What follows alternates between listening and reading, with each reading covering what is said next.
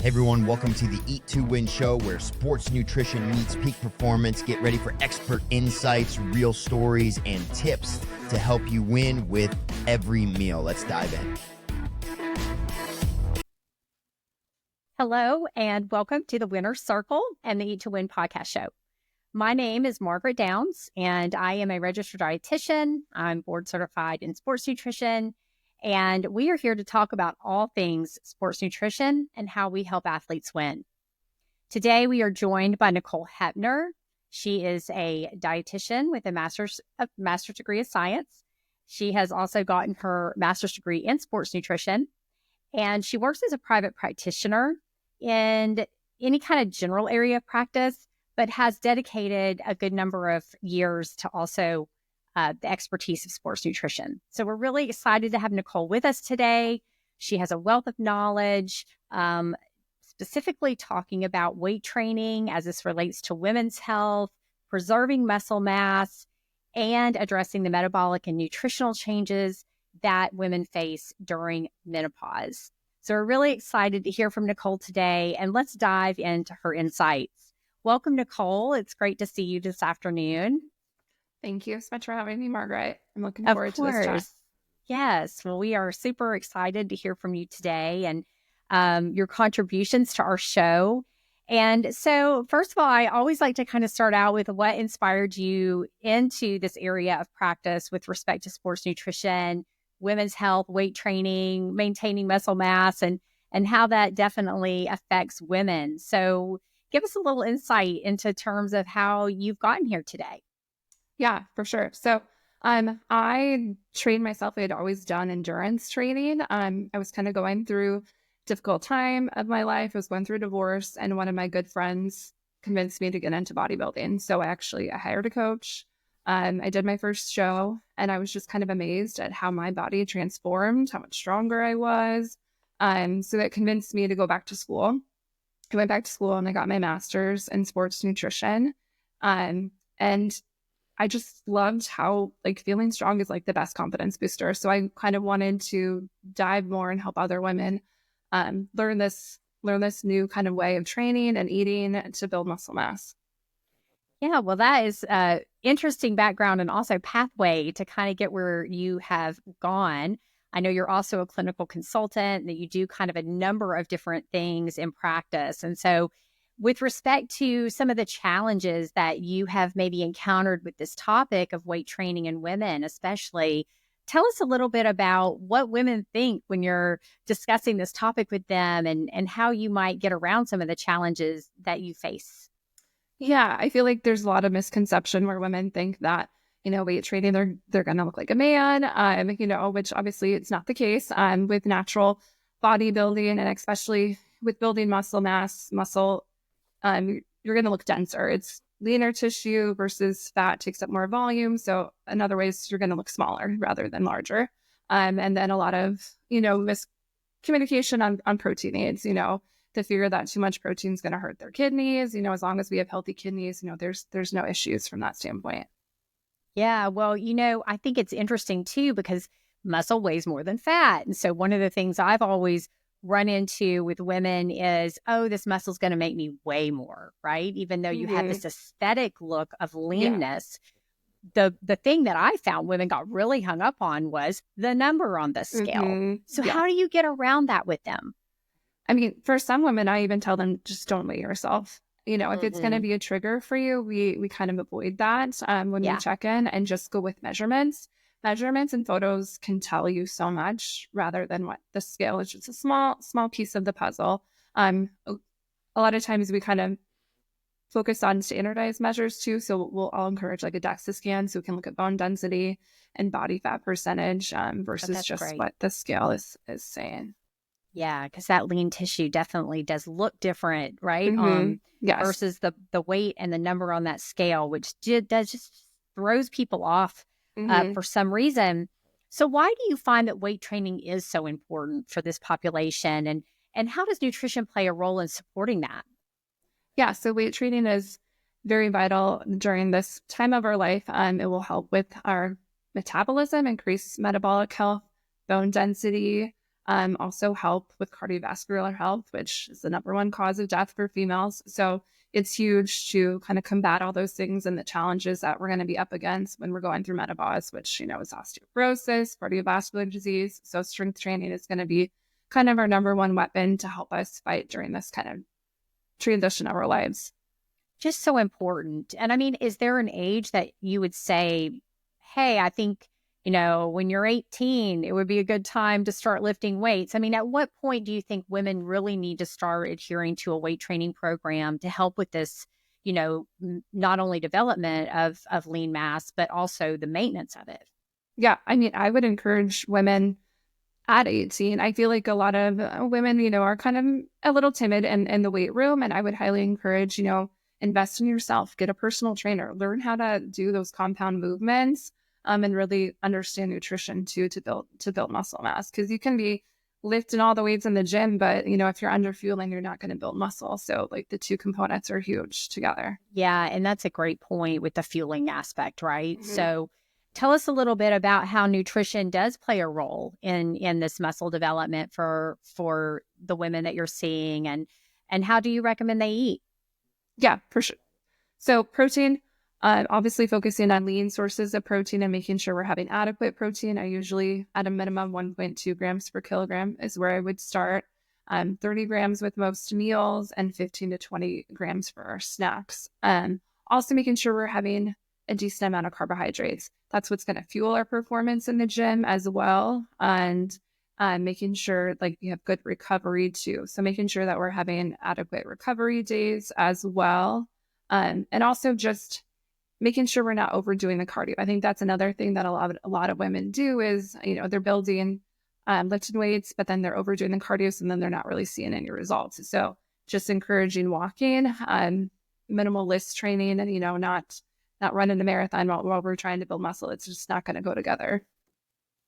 Yeah. So, not exerting so many calories when you're trying to consume enough to gain lean mass. And, that is another barrier and often a point of resistance for women is, oh, you're making me eat too much. Mm-hmm. Yes. And there's a lot of fear with women and eating too much. And, and it's just, it has to be a very slow progression towards just slowly increasing food is what I've come to realize.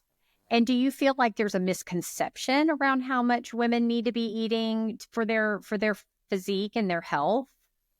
Huge. Yes. I feel like, it's just social media. Everything's just kind of been said that, women should just be eating salads, which, that's not going to build muscle, but just having a very low caloric diet. Yeah. We know energy is that primary, source of fuel. And so we really have to get that energy in there. Understanding that can be a really big challenge, working for people who are trying to lose weight or convert weight, right? So how does this play a role in weight loss? So let's say a woman comes to you, she says, I want to lose 10 pounds. And you're saying, I really want to give you some approaches to do that. Tell me a little bit about how your approach with weight loss would kind of feed into, let's talk about putting on some lean mass. Yeah. First, I'd want to see what their diet looks like now and kind of encourage them to log for a couple of weeks just so we can kind of see what they're actually intaking. A lot of people are very low on protein, a little too high in fats and not the good fats. So just kind of letting me see an idea of their overall diet would be a great place to start. And then a lot of times it's more like, what can I add to your diet versus what can I take away? So starting there and seeing what I can encourage them to add into their diet and going slow. I know a lot of females, like I said, they're used to not eating enough. So going too big, too fast, they're just going to get scared and kind of walk away. So going slow, kind of meeting someone where they are would be the first place I would start. And then slowly bringing up the conversation of weight training. I feel like, again, a lot of women are afraid of it. So kind of showing them the research and educating them on how, no, this is the best way for fat loss is if we go in this direction versus, running 6 miles every day. Right. And I mean, has it been your experience when women are under eating that it becomes very difficult for them to lose weight? I mean, have you seen under eating be one of those stubborn areas for people or not? Yeah, I have. And I've seen under eating and overtraining. It kind of goes hand in hand. I feel like they kind of are a combination together, which, kind of is mass destruction on our metabolism. So just Right. kind of treating them where they are, giving them the education and kind of letting them know, like, we need to have proper rest days and recovery to actually build the muscle mass. And we have to be fueling ourselves adequately as well to see the progress in the gym. And really focusing on, I think once women kind of get that, it clicks and they start feeling stronger, then that's when the confidence gets to them. And then they start slowly, believing in the process and kind of, actually taking my word from then on. Yeah. Like their readiness to change shifts at that point when they start 100%. seeing those results. And I think that's a really great point. It's also a really great stopping point. We're going to take a quick break. Stay with us while we take a short break to thank our sponsors. You are listening to Eat to Win podcast show with your host, Margaret Downs. Liquid Fuel is a new sports and hydration product formulated by a sports dietitian to give athletes the edge to train and compete longer. It contains low glycemic carbohydrate platinose designed to keep blood sugar levels more stable, to provide energy for 3 to 4 hours without the blood sugar crash seen in other leading sports drinks. Its unique 4-part electrolyte formula includes 50% of your daily magnesium need to optimize muscle function. Liquid Fuel is naturally sweetened, along with no artificial ingredients or colors. Currently being used by high school, collegiate, and professional teams, Liquid Fuel allows you to live life with confidence, knowing you're properly fueling your body. Visit drinkliquidfuel.com and use the code MSD10 to get 10% off your order. Welcome back to the Eat to Win podcast, where we are talking with Nichole Heppner about sports nutrition for women and navigating some of the changes that happen during menopause. So let's dive back in. And before our break, Nichole was giving us some great insights to weight training, especially for women, and some of the benefits that can come from that long term. And so let's shift gears a little bit here and talk a little bit about menopause. This topic has really just gone mainstream in the last few years. We've seen a lot of information coming out in media in general about menopause. I know when I was coming into practice, everyone was saying, stay away from those hormones. Don't go on to hormone replacement. And now this is kind of shifting again. And we're seeing some really good information coming about with respect to how to help women at this stage. So tell me a little bit about your experience working with menopausal women, and how does weight training play a role in working with this age group? Yeah, well, weight training plays a huge role with helping increase our metabolism, which, as we age, it's going to decline, as with muscle mass is declining. So really emphasizing strength training, I always suggest at least a minimum of 3 times a week is what we focus on. And then a diet to help build muscle mass. So really focusing on leucine rich proteins post-workout, helping them understand, really focusing on a whole food diet to minimize processed foods as best as we can too, and really minimize alcohol too. That's kind of another precursor with when we're going through menopause. Sleep is already going to be an issue with the hot flashes, the night sweats, and alcohol is just going to further hindrance that as well. So kind of making sure that diet and everything kind of aligns to help support building muscle mass. So do you recommend that women just quit drinking, or is there any, like the American diet, the dietary guidelines for Americans, are we still staying within that structure of 1 drink a day or something of that nature?